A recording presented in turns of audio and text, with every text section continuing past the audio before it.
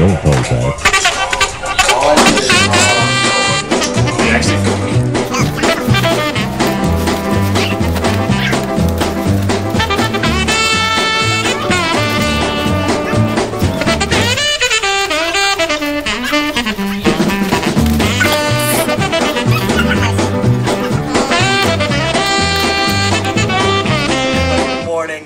Class.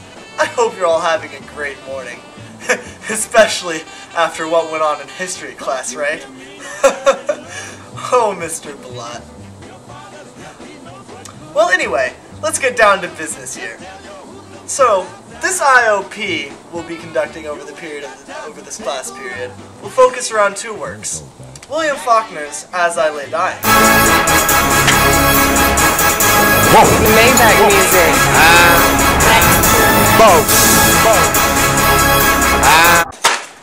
And Gabriel Garcia Marquez's 100 Years of Solitude.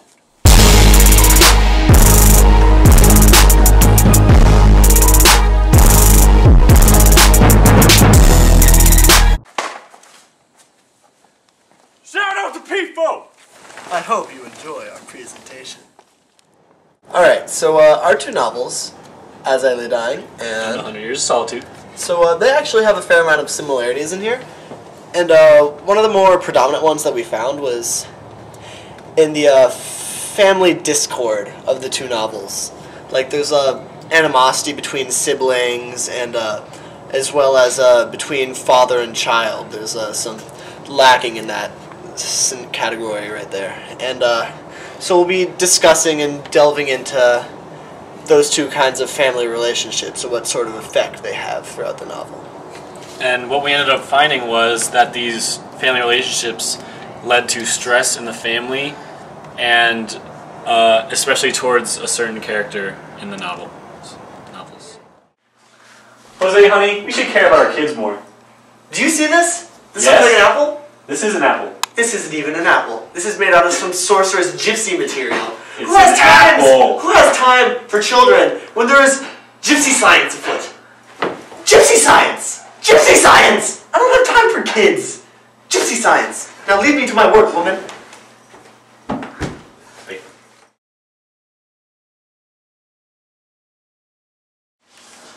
Jose, honey, can we care about our kids now? It's Monday, just like yesterday. Look at the walls. Look at the begonias. Shut up, Prudencio. Walls, begonias. Monday, science! Ah! Because if he'd aimed for man to be always a-moving and going somewhere else, wouldn't he put him long ways on his belly like a snake? It stands to reason he would. Now this is ants talking in As They Lay Dying about how if man was meant to move, he would be long ways like a snake. And this quote exemplifies that he is a lazy father and does not want to go on this journey to bury Addie at all. Well, I mean, it shows his cynicism, just of the journey in general, and he really doesn't have, like, he has very little feelings for his family and for his children, and so he's really a poor father figure. And also, going back to our insight again, it shows that he is a very lazy father, and his wife just died, and he still doesn't even want to leave the house to go make her one final wish come true. And it really shows his laziness, and it shows that he is a terrible husband and a not good father at all. He's he's very selfish, and he's a just slimy character in general. And he always does things for his own sake. He does not do he does his own thing. He doesn't really try to help out his other family members or the people that are housing him. He just kind of does what he wants to do and not help anyone else, and that again shows his selfish character. These examples of Anne's being an inept father also harkens to 100 Years of Solitude and Jose Arcadio Buendia, because he is much too obsessed with his assorted conquests of sort, I guess you could call them, to really pay attention to his children. Like there's the part where he's trying to cut his way through the jungle, and that takes up a long time, and then with the gypsy inventions that consume his time in his pursuits in science and scientific knowledge. And then also, finally, there's the part with he tries to figure out the secrets of the pendulum and winds up going completely mad and gets tied up to the tree. And he's an inept father, and he's unable to really care for his children because of all these escapades and his madness. And he is so fed up with his scientific experiments that he ends up going crazy. And he tries to include his children in his scientific experiments, like with Aureliano, but he ends up just ignoring them most of his lifetime. And when he does go crazy, he never sees his kids at all. And even when he wasn't crazy, he never saw his kids at all. He was locked up in his alchemy lab. And it also, just like Ants, shows his ineptitude at being a father. But unlike Ants, he's actually making like an effort. Like, he tries to include his children on his work. But there's more than just inept fatherhood figures in these two novels that they have in common. In addition to that, there's also the sibling rivalhoods, which we touched on earlier, is between Dewey Dell and Darl, and Rebecca and Arminanta. There's still animosity between the two siblings in both of the novels. And there are other examples of that as well. And all these connect the ineptability of the fathers, the hatred between the siblings, shows the cracks of the the Buendia family and the Bundren family, and it shows that most of the relationships in both novels are very very chapped and very... They're perilous in nature. And they end up hurting or even killing the people who are involved in their relationship. Rebecca, I'm going to do everything in my freaking power to end your wedding. You're not marrying Pietro Crespi. Oh, really? Yes, really. I don't think so. I'm gonna marry the crap out of him, because he is my mans. You cannot do nothing to prevent me from marrying Pietro Crespi. I hate you. Yep. Amaranta felt humiliated and told Pietro Crespi with virulent anger that she was prepared to stop her sister's wedding, even if her own dead body had to lie across the door. This quote really epitomizes the animosity that you find between the sisters in this novel, Amaranta and Rebecca. Both of the sisters deeply hate each other because they both want to marry the same person, Pietro Crespi, who is an Italian person who owns a shop in the town of Macondo. He's kind of a debate. I mean, let's be honest here. But, I mean, the thing is that this really is a Marquez's way of showing how romance can tear everything apart. And in this case, it really has just torn apart these two sisters, and they're getting at each other with death threats, and it's just an awful situation. It shows how the family in 100 Years of Solitude is very kind of loose connected, and many of the siblings do not like each other, even though they are siblings. It's just a great showing of like the dysfunction that this family holds, and it really is indicative of how this small thing as a quarrel over one of their mans can just lead to the breakdown of the sisterhood. And at one point they were fairly close with their whole little knitting circle and all that, but then everything just goes to hell when Pietro Crespi shows up.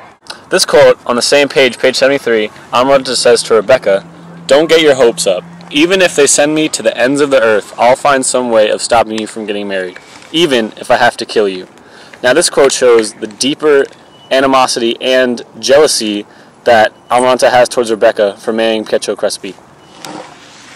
It really shows, it's indicative of how she's just been almost corrupted by Pietro. The point at which you'd want to murder your sister over a man that says something. That's a testament to his influence over her. The quote also shows the deeper scars the family has and the inner connections of hate that are shown in the family. For long months, she had trembled with fright, waiting for that hour, Because if she had not been able to conceive the ultimate obstacle to Rebecca's wedding, she was sure that at the last moment, when all the resources of her imagination had failed, she would have the courage to poison her. She has the means, she's really laying out, like, what is going to happen, and this is bam, bam, bam. These are the reasons, this is what's going to happen. She is, like, the hatred's there, like, she even has a plan. This is the real deal. And in the quote it says, for long months, and that shows that Almiranta's hate towards Rebecca was not just some short little flash, a phase. It shows that her hatred is deep and it will last longer than her life. And it says she trembled with fright. Like, it's almost implying that, like, she's not happy with what she's doing, but it's to the point where, like, she feels justified almost in doing it because, like, she's aware that she's, like, trembling in fright. So there's, like, some, oh my God, what am I capable of? But at the same time, she's still, like, she's lucid. She's, like, thinking about how she's going to do it, what's going to happen, how the scenario is going to play out. And the saying that she trembled shows a physical, not just emotional, hatred towards Rebecca, and she really wants to stop this wedding at all costs, no matter what. That concludes this portion for Sibling Rivalries and 100 Years of Solitude.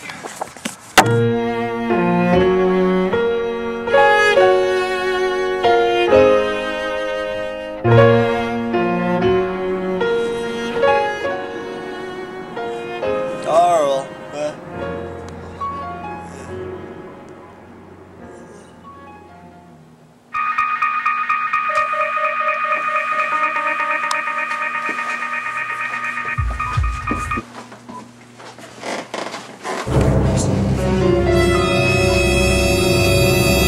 What are you doing?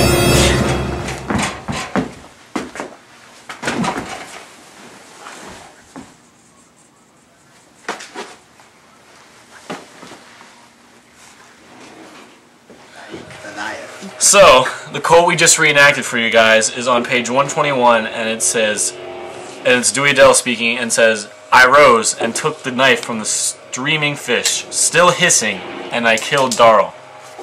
Now, this is Dewey Dell talking about killing Darl in her dream. And this dream shows that deep down, Dewey Dell really does not like Darl because he knows about her pregnancy and he is the only one who knows. And as you all know, Dewey Dell's whole reason for going on this journey is to get an abortion in Jefferson. And this is the most important thing to her. And she only shows one sign of grief for her mother, and the only other reason for going to Jefferson is to get the abortion. So that now that Darl knows that she is pregnant, she does not want him to tell everyone, and she wants to kill him. And the quote shows the dysfunction the adjective she uses is still hissing, and that shows like kind of the hatred, like the heat and hatred of that she so shows towards Darl. Yeah. Once I walked with the black void rushing under me. I could not see. I saw Vardaman rise and go to the window to strike the knife into the fish. The blood gushing, hissing like steam, but I could not see.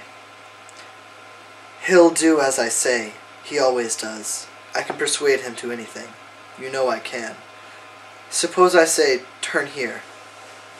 That was when I died that time. Suppose I do. We'll go to New Hope. We won't have to go to town. I rose and I took the knife from the steaming fish, still hissing.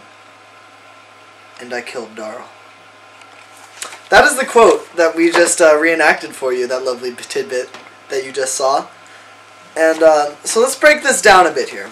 So the first thing that jumps out at me is the darkness of the language. I walked with a black void rushing under me. That just really emphasizes like the darkness of the dreamscape in which we're inhabiting. Because this is Dewey Dell's dream that's being described right here. And so, when she stabs Darl in her dream, it exemplifies the hatred she has towards Darl. And the reason they go on this journey in the first place is to get her abortion. And because Darl knows about this, she wants to kill him. So Darl's like omnipresence, his ability to know all the comings and goings on of the Bundern family have endangered Dewey Dell, because that's not okay if someone knows that she's pregnant and then her secret motives to go to Jefferson to get her abortion. And it really just goes and exemplifies her as selfishness, and it just kind of epitomizes the dysfunctionality of the family, how they're just she is having these visions of murdering him, and she wants to do it because he's a danger, and then because she eventually ends up getting him locked up in an asylum, that it's just showing how she's willing to stab him in the back just because he has some knowledge on her. And reiterating is later in the book when Dewey Dell leaps onto Darl to capture him for him to go to the insane asylum, it shows that she will do anything to get this abortion and to keep it a secret, and it shows that her hatred is very alive and very strong towards Darl, and that she'll do anything to get Darl out of her life. It shows she's, like, despite all her obvious character flaws, that she's selfish and self-absorbed, she's a strong character if she's willing to go through all these means to betray her own brother just to achieve her goals. She has her goals, and she does whatever she needs to achieve those. But when we got it filled and covered and drove out the gate and turned into the lane where them fellows was waiting, when they come out and come on him and he jerked back, it was Dewey Dell that was on him before even Jewel could get at him. And then I believed I knowed him. I know how Gillespie knowed about how his barn taken fire. So this quote is the part at the end of the novel where Dewey Dell grabs Darl and where he gets carted off to the insane asylum. And this is the final showing of how Dewey Dell secretly hates Darl, and this is when the hatred comes out from herself. All of her resentments against Darl are just building up to this point where it climaxes and she gets him carted off to an asylum. That's just, everything builds up into that point, and she's finally able to realize her goal and achieve it and get him taken care of. And this is the final part where you see the hatred and dysfunction of the Bundren family between Dewey Dell and Darl. It's the final resolution for Dewey Dell. It gets rid of her problem. Fight, we watching floor, we on the floor, yeah. Scared money don't make no money. If I ever go broke, I'ma take your money. I ain't never drop a dime, you ain't take nothing from me in the hood every day. I'm good, what I say, I'm a boss.